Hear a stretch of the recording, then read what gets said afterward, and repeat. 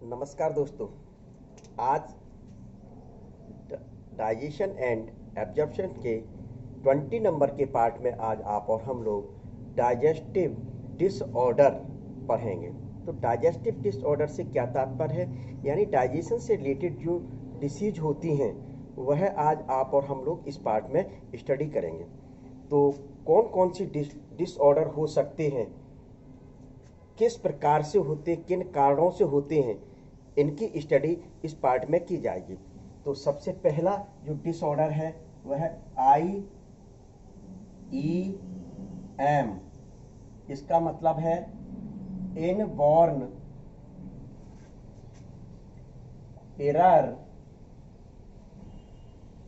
Of metabolism. Inborn error of metabolism, तो यहां नाम से स्पष्ट हो रहा है इनबॉर्न यानी जन्म जात जेनेटिक डिसऑर्डर है। ये जेनेटिक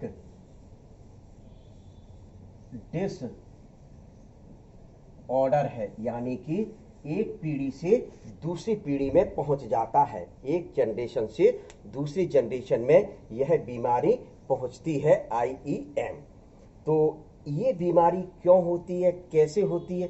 यह मेटाबॉलिज्म से रिलेटेड होती है। वहां लिखा हुआ है मेटाबॉलिज्म, तो इसका तात्पर्य यह हुआ मेटाबॉलिज्म से रिलेटेड डिसीज है। यह एक जीन के कारण होती है। किसके कारण होती है? जीन के कारण होती है। और यह जो जीन है एक स्पेशल एंजाइम को कोड करता है, यानी जीन से रिलेटेड है, जीन से रिलेटेड है। और यह जीन एक एंजाइम को कोड करता है। किसको कोड करता है? एंजाइम को कोड करता है। और जो एंजाइम सबस्ट्रेट या क्रिया कारकों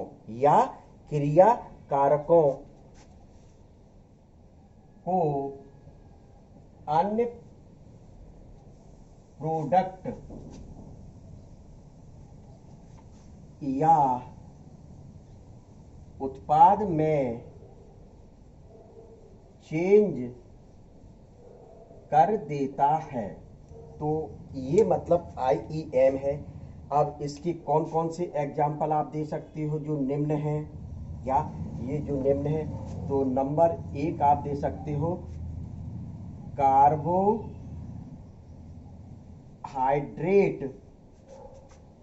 मेटाबॉलिज्म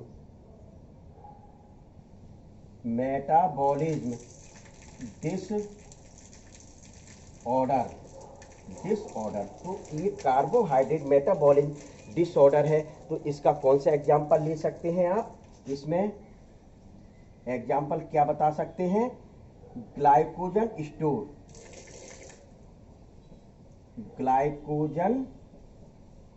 का संग्रह हो जाता है, ग्लाइकोजन का बहुत अधिक संग्रह हो जाता है, तो ये उससे रिलेटेड है। दूसरे नंबर की जो आप बता सकते हो अमीनो एसिड मेटाबॉलिज्म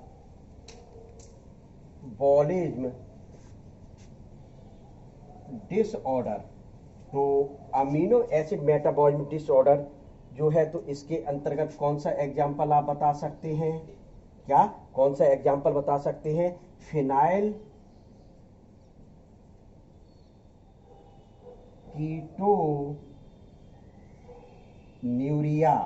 कौन सा एग्जाम्पल बता सकते हो? फिनाइल कीटोन्यूरिया इसके अंतर्गत एग्जाम्पल बता सकते हो। दूसरी मेटाबॉलिज्म डिसऑर्डर कौन सा हो सकता है? Organic acid metabolism disorder. तो कार्बनिक अम्ल उपापचय संबंधित रोग विकार कौन सा हो सकता है? एल कैप्टोन्यूरिया।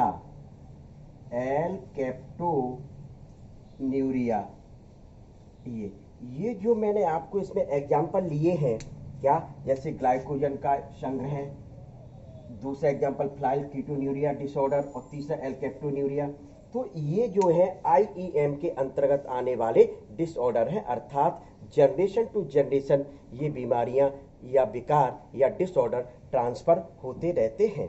तो इनके जो कैरेक्टर हैं इन आईईएम में जब डिसऑर्डर होते हैं मेटाबॉलिज्म के फलस्वरूप, तो इनके क्या कैरेक्टर हो सकते हैं, क्या लक्षण हो सकते हैं, इन लक्षणों को बताया जाता है। तो देखिए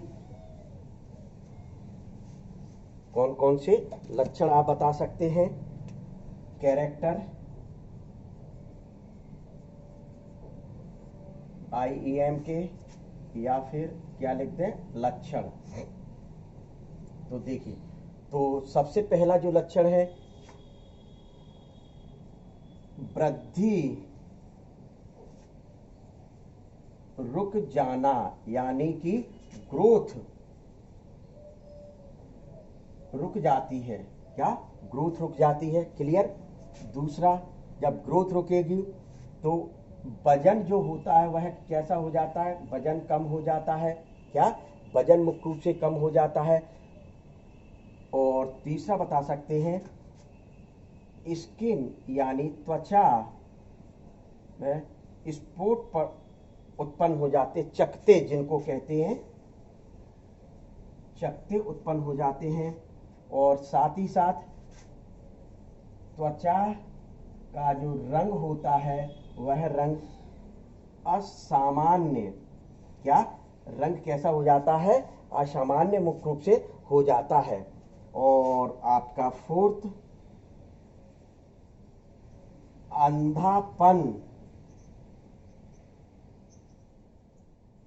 आ सकता है, अंधापन आ सकता है। पांचवा कैरेक्टर क्या हो सकता है, जो दांत होते हैं दांत से संबंधित विकार उत्पन्न हो जाते हैं, दांत से संबंधित मुख्य रूप से विकार उत्पन्न होते हैं। छठवा, विभिन्न प्रकार के कैंसर हो जाते हैं, क्या विभिन्न प्रकार के मुख्य रूप से कैंसर हो जाते हैं। सातवां बता सकते हैं जो मसल्स होती हैं, पेशियां, जो पेशियां होती हैं वह कमजोर हो जाती हैं।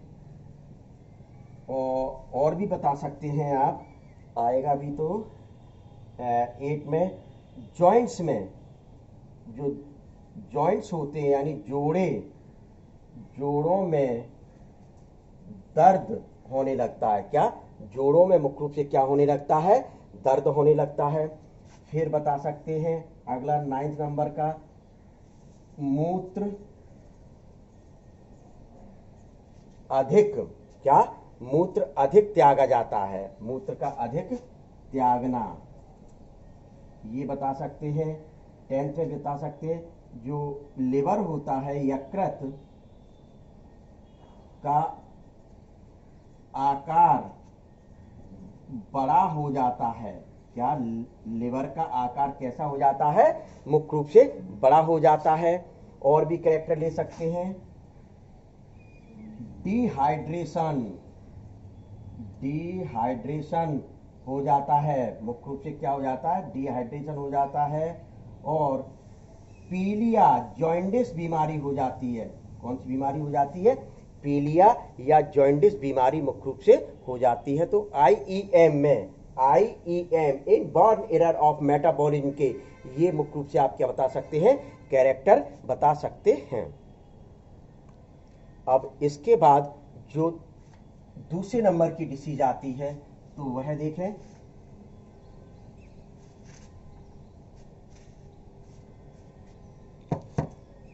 दूसरे नंबर की disease indigestion,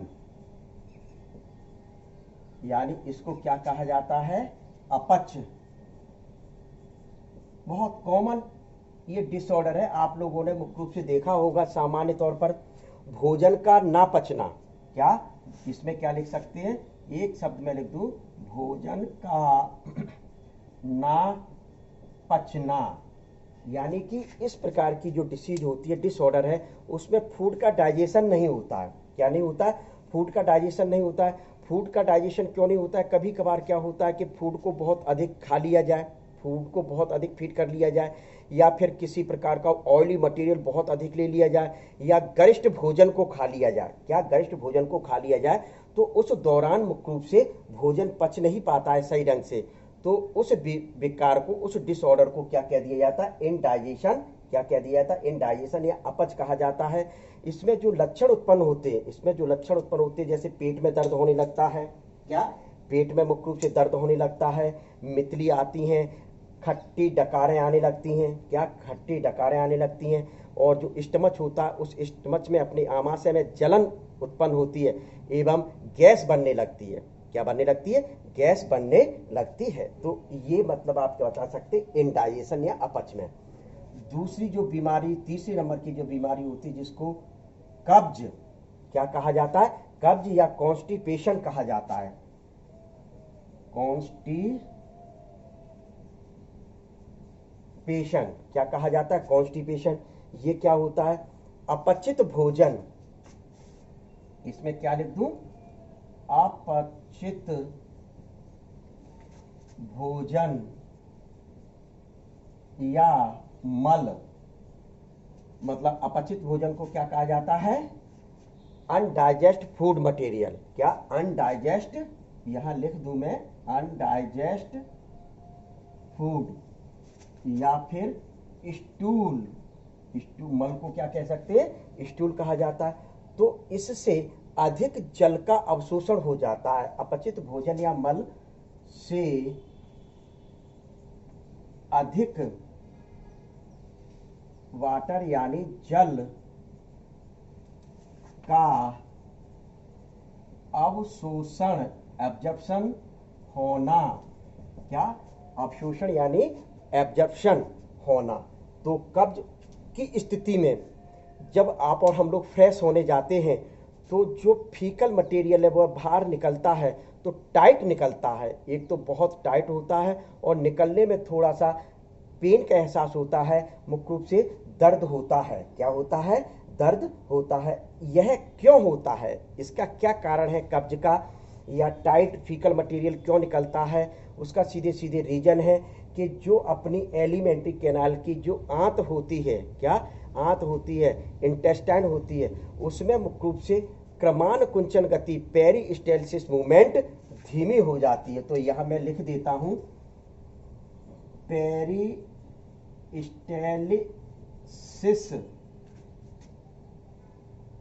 peristalsis movement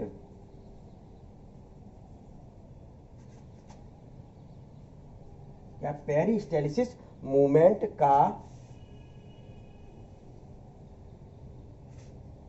slow होना। जब एलिमेंट्री कैनल मतलब इंटेस्टाइन, सीधे मैं लिख देता हूं, इंटेस्टाइन में पेरिस्टाल्सिस मूवमेंट धीमी हो जाती है, स्लो हो जाती है, तो उस कारण से वाटर का एब्जॉर्प्शन बहुत अधिक हो जाता है कोलोन वाले भाग में। कोलोन वाले भाग में वाटर का एब्जॉर्प्शन बहुत अधिक हो जाता है। इस वजह से कब्ज या कॉन्स्टिपेशन की शिकायत उत्पन्न होती है। यही फोर्थ नंबर की मैं बीमारी लिख देता हूं, विकार लिखता हूं, डायरिया। क्या? डायरिया। इस डायरिया जो बीमारी है, क्या डायरिया जो बीमारी है, कौन सी बीमारी? डायरिया जो बीमारी है, इस बीमारी में क्या होता है? तो ये एक विशेष प्रकार की डिसीज है। क्या? एक विशेष प्रकार की बीमारी है। इस बीमारी में मुख्य रूप से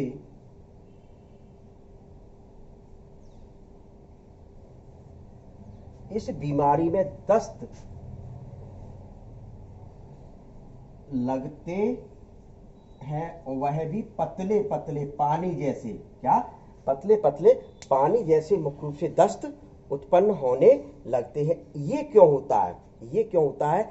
ये इस कारण से होता है, जब पेरिस्टाल्सिस जो मूवमेंट है, क्या पेरिस्टाल्सिस जो मूवमेंट है वह अधिक तेजी से होने लगती। देखिए यहाँ स्लो हो रही थी, तो इसमें मैं यहाँ हिंदी में लिखे देता हूं इसी चीज को, क्रमान कुंचन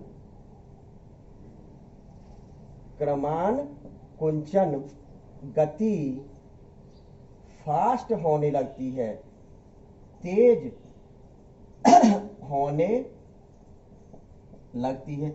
जब क्रमान कुंचन गति या पेरिस्टेल्सिस मूवमेंट फास्ट होती है, क्या फास्ट होती है, तो उस दौरान पानी का एब्जॉर्प्शन नहीं हो पाता, वाटर का एब्जॉर्प्शन कोलोन या एलिमेंट्री कैनाल के इंटेस्टाइन वॉल के द्वारा सही ढंग से नहीं हो पाता, तो जिस कारण से वाटर फीकल मटेरियल के साथ अधिक मात्रा में निकलता है। जब वाटर फीकल मटेरियल के साथ अधिक मात्रा में मुख्य रूप से निकलेगा तो दस्त कैसे होंगे, पतले होंगे। क्या फीकल मटेरियल जो बाहर निकलेगा वो कैसा निकलेगा, बिल्कुल पतले पतले निकलते हैं। ऐसा वायरल या बैक्टीरियल इन्फेक्शन के कारण हो सकता है। ये जो डायरिया जो बीमारी है वह वायरल या बैक्टीरियल इन्फेक्शन के कारण हो सकता है, जीवाणु या विषाणु के संक्रमण के कारण होता है। तो ये 4th नंबर की डिसऑर्डर है। अब 5th नंबर का डिसऑर्डर देखें।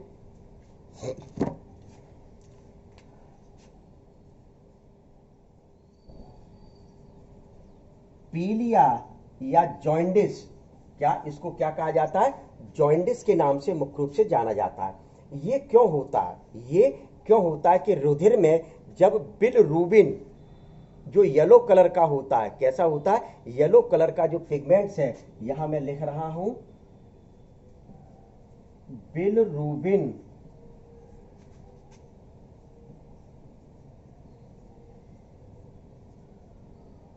बिलरुबिन वर्णक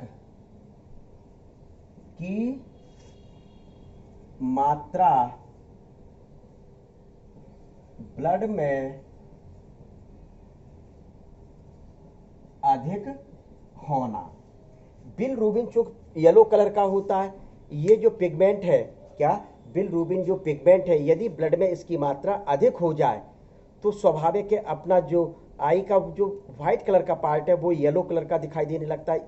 नेल्स जो है वह मुख्य रूप से अपने नेल्स जो है वो पीले रंग के दिखाई देने लगते हैं। कैसे दिखाई देने लगते हैं, नेल्स पीले रंग के मुख्य रूप से दिखाई देने लगते हैं। तो ऐसा जैसे पीले दिखाई देते हैं तो डॉक्टर, अपने को बीमारी होती है तो डॉक्टर के पास जाते हैं। किसके पास जाते हैं, डॉक्टर के पास जाते हैं। तो डॉक्टर ये कह देता है कि भाई आपको जॉइंडिस हो गया है। क्या हो गया है, जॉइंडिस हो गया है, या मुख्य रूप से पीलिया नामक बीमारी हो गई है। और ये जो पीलिया नामक जो बीमारी होती है मुख्य रूप से कई कारणों से हो सकती है। एक तो जो यकृत से बाइल जूस लाने वाली जो डक्ट है, जिसको बाइल डक्ट कहा जाता है, इसका बंद हो जाना। क्या बाइल डक्ट का बंद हो जाना एक तो कारण ये हो सकता है, बाइल डक्ट का किसी कारण बंद होना। जब बाइल डक्ट बंद हो जाएगी तो बाइल जूस ड्यूडेनम में नहीं आ पाएगा, यानी बाइल जूस में क्या पाया जाता है, बिलरुबिन पिगमेंट्स पाया जाता है। जब बिलरुबिन पिगमेंट्स एलिमेंट्री कैनाल के ड्यूडेनम वाले पार्ट में नहीं आएगा तो इसको फीकल मटेरियल के साथ बाहर नहीं निकाल पाएंगे, जिसके कारण ब्लड में इसकी मात्रा बढ़ जाती। एक ये कारण हो सकता है। दूसरा, आरबीसी का अधिक नष्ट होना। आरबीसी जब बहुत अधिक संख्या में नष्ट होने लगे तो उस दौरान भी पीलिया या जॉइंडिस बीमारी हो जाती। क्यों, क्योंकि आरबीसी के विघटन के फलस्वरूप ही लिवर सेल्स बिलरुबिन पिगमेंट्स बनाती हैं, बिलरुबिन पिगमेंट्स बनाती है। तो स्वाभाविक आरबीसी अधिक नष्ट होगी तो बिलरुबिन पिगमेंट्स अधिक बनेगा, और बिलरुबिन पिगमेंट्स अधिक बनेगा तो ब्लड में इसकी मात्रा अधिक हो जाएगी, जिस कारण से ये पीलिया या जॉइंडिस बीमारी हो जाती है। दूसरा मुख्य रूप से बता सकते हैं कि वायरस के इन्फेक्शन, क्या वायरस इन्फेक्शन के कारण भी मुख्य रूप से ये डिसीज या डिसऑर्डर हो सकता है। इस स्थिति में विशेष ध्यान रखें कि अपना जो आई वॉल का जो व्हाइट कलर का पार्ट है यह येलो रंग का हो जाता है। नेल्स जो होते हैं वो येलो रंग के दिखाई देने लगते हैं, और जब यूरिन को त्यागते हैं, यूरिन को बाहर निकालते हैं, मूत्र को बाहर निकाला जाता है तो वह मूत्र अधिक पीला हो जाता है। क्या यह मूत्र अधिक पीला हो जाता है। तो ये जो डिसऑर्डर है, इस डिसऑर्डर को पीलिया के नाम से जाना जाता है। अब इसके बाद 6 नंबर का जो आता है, आपने सुना होगा, क्या आपने सुना होगा वॉमिटिंग, क्या वॉमिटिंग या उल्टी सुना होगा आपने अच्छे ढंग से। ये कई कारणों से हो सकता है, ये कई कारणों से हो सकता है। मतलब जैसे कहा जाए, एक अपच का कारण भी हो सकता है, इंडाइजेशन का भी कारण हो सकता है। उस दौरान जब आप और हम लोग बहुत अधिक मात्रा में भोजन कर ले, नौता जाते हैं, खाना खाने जाते हैं, तो आप लोगों ने देखा होगा, अरे फ्री का माल मिल रहा है। कैसा माल मिल रहा है? फ्री का मिल रहा है, अरे डकार लो, कौन सा अपना घर का माल है, जितना खा सकते हो खा लो।